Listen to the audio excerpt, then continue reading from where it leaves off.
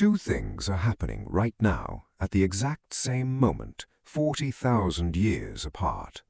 In a glass office building, a Neanderthal is standing at a turnstile, badge in his fist, staring at it like it just insulted his ancestors.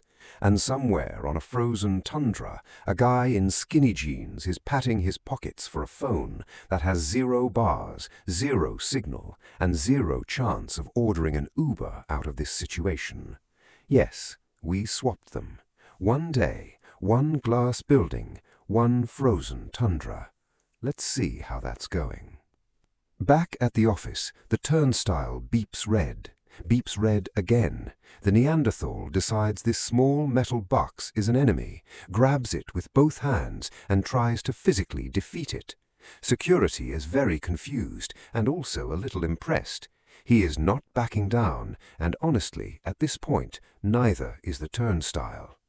Meanwhile, 40,000 years ago, our guy is trying to start a fire the primitive way, rubbing 2 sticks together like he saw in a video once. 15 minutes in, no fire, no spark, just blisters, and the slow, cold realization that I watched a video once was never actually a survival skill. Back in the office, it's 10 a.m. and the Neanderthal has just been dragged into a video call. 12 tiny people are trapped inside a glowing box, all talking over each other at once. He is fairly convinced this is some kind of ritual, possibly a curse, and honestly, he's not wrong to be concerned. Meanwhile, in the tundra, a wolf pack has picked up our guy's scent. He tries to hit mute. There is no mute button on a wolf. He tries to explain that he has a strict no meetings after 6 policy. The wolves do not care about his boundaries.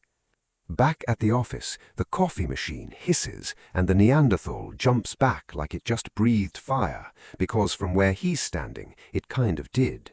After watching 3 co-workers use it, he tries it himself, gets every step wrong, and somehow ends up with the best cup of coffee anyone in that office has ever tasted. Beginner's luck or ancient instinct, nobody in that break room is sure which. Meanwhile, our guy has been handed a spear and pointed at an actual deer. He winds up like he's about to throw a football. He misses by 4 feet. The deer doesn't even run, it just looks at him. The real Neanderthals watching this hunt exchange a look that needs absolutely no translation. Back at the office, there's a jammed filing cabinet 3 people have been fighting for 10 minutes.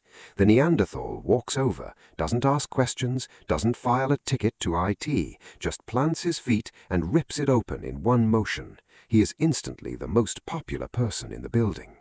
Meanwhile, the team is moving a fallen log off the trail, working together, counting out loud, pushing on cue. Our guy tries to help by suggesting they circle back on this synergy after lunch. Nobody understands a word of it. The log does not move. He is quietly, politely excluded from the next group task. Back at the office, someone's reheating fish in the break room microwave again, and everyone else is gagging, holding their noses, opening windows that don't open. The Neanderthal walks in, smells it, and looks genuinely thrilled. He eats it with both hands, no complaints, possibly the first person in that office's entire recorded history to actually enjoy the mystery fish. Meanwhile, the tribe offered our guy dinner. It's raw, it's still warm, and it is definitely still looking at him. He tries to explain that he's more of a cooked food, oat milk, maybe a light salad kind of guy. Nobody has any of those things, and nobody ever will. He goes to bed hungry and just slightly humbled. Back at the office, the automatic sink turns on by itself, and the Neanderthal leaps back, absolutely certain this building is haunted. It takes him 3 tries and 1 paper towel fight to figure out he just has to wave his hand in front of the thing, like he's greeting a very shy ghost. Meanwhile, our guy, 3 days in and deeply unwashed, wades into a freezing river because apparently that's just what bathing is now. He lasts 4 seconds. He has never respected hot water more in his entire life, and he has never had less access to it.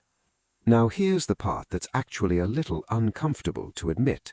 By the end of day 1, the Neanderthal is thriving. He's stronger, calmer under pressure, weirdly great at reading a room, and somehow already better liked than half the actual staff. Our guy, meanwhile, is cold, hungry, unwashed, and has learned exactly 0 useful skills from a lifetime of scrolling. Turns out, I know how to use a phone doesn't mean much when the phone is a rock and the rock does not charge. Which is kind of the actual point of this whole experiment. We built a world so specialized that most of us couldn't survive a single night without it, while somebody wired for actual literal survival slides into our world and does just fine within a week. We didn't get smarter than the Neanderthal, we just got really, really good at outsourcing everything he had to know by heart just to see tomorrow. So, at the end of the day, picture them both. Him, badge around his neck, heading home on a bus, mildly pleased with himself, already better at this than half his co-workers. Our guy, wrapped in an animal hide by a fire he didn't start, staring up at the stars, quietly wondering if his job will still be there when, if, he ever makes it back. Honestly, given how today went for both of them, it might not even be a demotion.